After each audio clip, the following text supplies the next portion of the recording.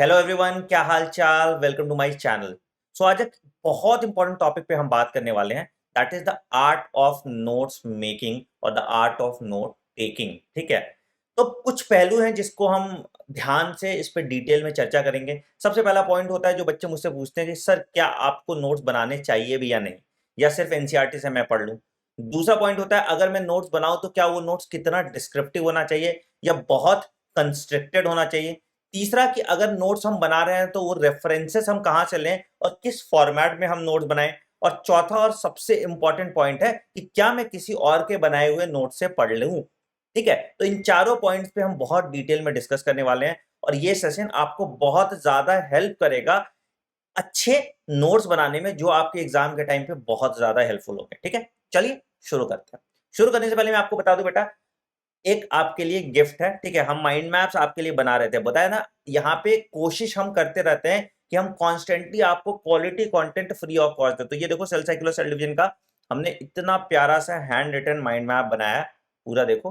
ठीक है, तो ये माइंड मैप आपको मिल जाएगा इससे टेलीग्राम चैनल पे। अभी क्लास 11 का पूरा कंप्लीट हो गया, क्लास 12 भी कंप्लीट हो जाएगा। तो इस टेलीग्राम चैनल t.me/neetplus या मेरे वेबसाइट anandmani.com पे आप रजिस्टर कर लीजिए। यहाँ पे आपको ये माइंड मैप मिल जाएंगे। ठीक है, ये पीडीएफ के फॉर्मेट में मिलेगा। इसके अच्छे प्रिंट निकालना और जहां भी आप पढ़ रहे हो वहां पे चिपका लेना। 38 पेजेस का ये माइंड मैप्स है, जो आपका पूरा बायोलॉजी का सब कुछ कवर करता है। तुम इस माइंड मैप में देखो, ऑलमोस्ट सब कुछ, मतलब 99% चीजें आपकी कवर्ड है। पूरे चीज है ना, जो भी आपका रिक्वायर्ड है वो सब कुछ बिल्कुल ग्राफिकल फॉर्म में बहुत अच्छे सिस्टमैटिक तरीके से हमने कवर कर लिया है। तो इस टेलीग्राम चैनल को जरूर ज्वाइन कर लेना, and this is absolutely free of cost. इस चैनल पे आपको जो कुछ भी मिलता है सब फ्री में ही मिलता है। पूरी टीम लगी पड़ी रहती है आपके लिए क्वालिटी कंटेंट बनाने के लिए। इस चैनल को सब्सक्राइब जरूर कर दीजिएगा और इस वीडियो पे खूब सारा प्यार दिखाते रहिएगा। चलिए शुरू करते हैं। तो बेटा, सबसे पहला पॉइंट कि क्या हमें शॉर्ट नोट्स बनाने चाहिए। पहले तो क्या हमें नोट्स बनाने चाहिए, तो इसका जवाब है यस। ठीक है, बहुत तुम टॉपर्स की वीडियो देखोगे, मैं तो नोट्स बनाता नहीं था, मैं तो सिर्फ एनसीईआरटी में पढ़ लेता था। बेटा देखो, इसेंशियली वो एनसीईआरटी में भी नोट्स बना ही रहा है। तो या तो आप नोट किसी कॉपी पे बनाओ या अपनी जो रेफरेंस बुक है उस पे बनाओ। But the point of taking notes is कि जब आप रिवीजन कर रहे हैं तो वहां पे आपका टाइम सेव हो। That is the whole and sole purpose of taking notes. ठीक है, बहुत सिंपल सा चीज है कि अगर मान लो कि मैंने एक चैप्टर पहली बार 4 घंटे में पढ़ा, तो दूसरी बार वो 1 घंटे में पढ़ूंगा, तीसरी बार वो 30 मिनट में पढ़ूंगा, और जब चौथी बार मैं उसको पढ़ रहा हूं तो वो 15 मिनट में पढ़ूंगा, और पांचवी बार मैं उसको 10 मिनट में पढ़ूंगा। तो आपको रिसोर्सेज इस तरह से सेग्रीगेट करना है कि आप 10 मिनट में एक पूरा चैप्टर रिवाइज कर पाए और लगभग 2 से 3 घंटे में आप पूरी किताब रिवाइज कर पाए। ठीक है, तो ये कैसे होगा? ये तब होगा जब आपके पास precise material, concise material, to the point, structured form में होगा, तभी आप नोट्स कहते हैं उसको। ठीक है, अब तुमने किताब ही छाप दी या तुमने एनसीईआरटी ही पूरी लिख दी, तो that is not short notes. ठीक है, तो नोट्स कैसे होने चाहिए?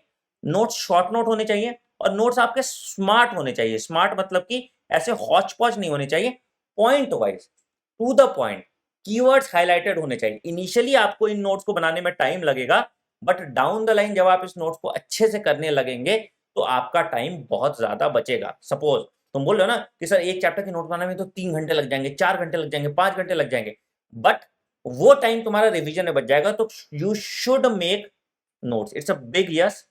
टाइम लग रहा है तो वो टाइम अच्छी बात है। ठीक है, तो नोट्स किस फॉर्मेट में आप बना सकते हो? एक तो रिवीजन नोट्स होते हैं जो शॉर्ट नोट्स होते हैं, एक माइंड मैप्स होते हैं जो हम आपको ऑलरेडी दे रहे हैं। माइंड मैप्स आप किसी का भी यूज कर सकते हैं, एक फ्लैश कार्ड्स होते हैं जिस पे अभी काम चल रहा है, हम आपको फ्लैश कार्ड भी उसी टेलीग्राम चैनल पे देंगे। जैसे कुछ मेमोरी चीज है तो रिपीटेटिव मेमोरी टेक्निक होती है, फ्लैश कार्ड कुछ नहीं होता है। जैसे सपोज मान लो कि ये चीज है, कोई फोन नंबर है, देखो कोई आप मैसेज है, अगर तुम जैसे अपने वॉलपेपर पे कोई चीज लगा लिया, ठीक है, तो बार बार तुमको देखोगे तो तुमको याद हो जाएगा, तुम्हारे दिमाग में बैठ जाएगा। तो यही चीज करता है फ्लैश कार्ड। आप रोज सोते टाइम सपोज मान लो कि 10 वो है एग्जाम्पल है, तुमने देखा रोज 10 एग्जाम्पल और तुमको याद हो गया, तो ये फ्लैश कार्ड्स होते हैं। ठीक है, अब आते हैं कि नोट्स कैसे बनाते हैं। सबसे पहला तो बेटा कुछ पॉइंट इंपॉर्टेंट जान लीजिए नोट्स बनाने में, जो आपको हेल्प करेगा। सबसे पहला कि नोट्स सेम लेक्चर का मत बनाओ जब पढ़ रहे हो। ठीक है, तो सपोज मान लो आपने एक क्लास नोट बनाया, जब भी आप मेरी क्लास कर रहे हो तो मैं क्लास में लिखवाता हूं, क्लास नोट्स आपने बना लिया। ठीक है, उस चैप्टर का जब क्लास नोट चल रहा है उसके कभी नोट्स मत बनाओ। क्लास नोट्स आपने बनाया जब आपका चैप्टर कंप्लीट हो गया, जब आपका चैप्टर कंप्लीट हो गया और जब आपने उसके क्वेश्चंस लगा लिए, ठीक है, तब तब आप जाके इसका रिवीजन नोट बनाओ, तब जाके आप इसका रिवीजन या शॉर्ट नोट्स बनाओ, ठीक है। और जब आपने रिवीजन और शॉर्ट नोट्स बना लिए चैप्टर कंप्लीट करने के बाद, तो आपके क्लास नोट की सिग्निफिकेंस खत्म हो जाती है।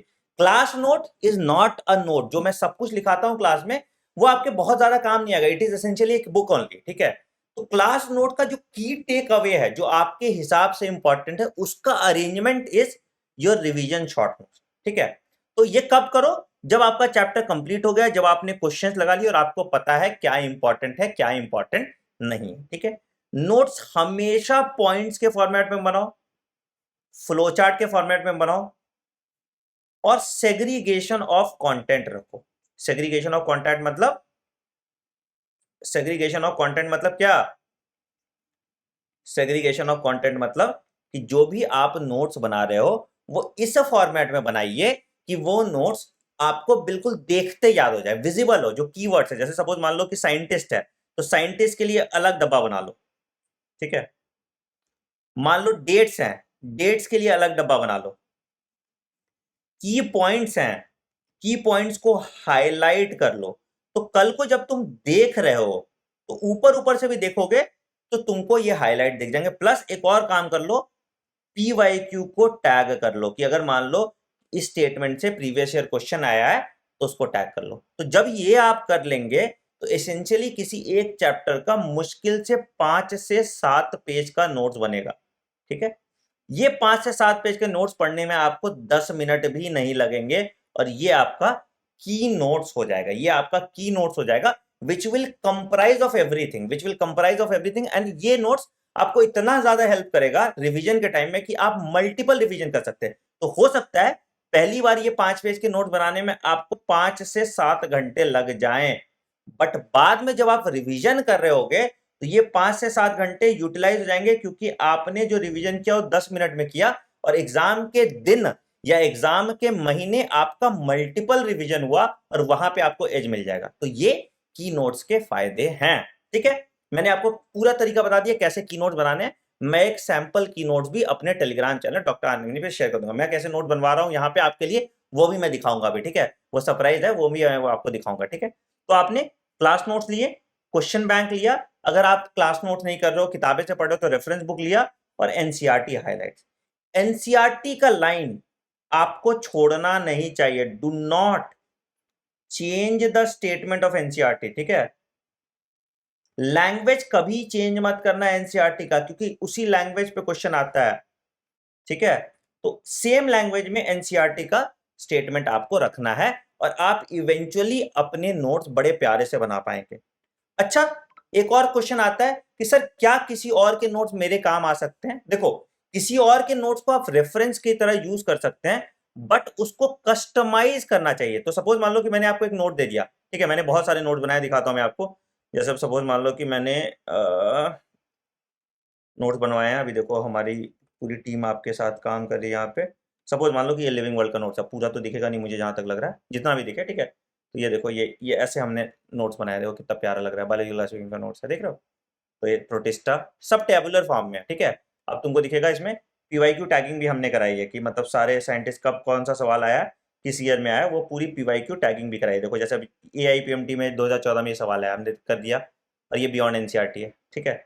ठीक है, तो ऐसे। और ये तो QR कोड स्कैनर है, वो बाद में बताएंगे। ये एक सरप्राइज आपके लिए, अभी टाइम लगेगा इसको बनाने में, बट इस पे हम लोग अभी काम कर रहे हैं, ठीक है। तो इस तरह से एनसीईआरटी हाइलाइट्स भी आप रखिए। अगेन मैं रिपीट कर देता हूं बेटा, आपके नोट्स में क्या क्या होना चाहिए। नोट्स आपके पॉइंट्स और फ्लो चार्ट के फॉर्म में होने चाहिए, ठीक है। कंटेंट सेग्रीगेशन बहुत अलग होना चाहिए, मतलब साइंटिस्ट अलग, डेट अलग, की पॉइंट्स अलग, एनसीईआरटी हाईलाइट अलग, और जो भी एनसीईआरटी से सवाल आया उसको पीवाईक्यू टैगिंग कर दो कि भैया ये पीवाईक्यू है। ये नहीं डालना किस साल है, उसमें इंपॉर्टेंट नहीं है, बट पीवाईक्यू कर दो, ठीक है।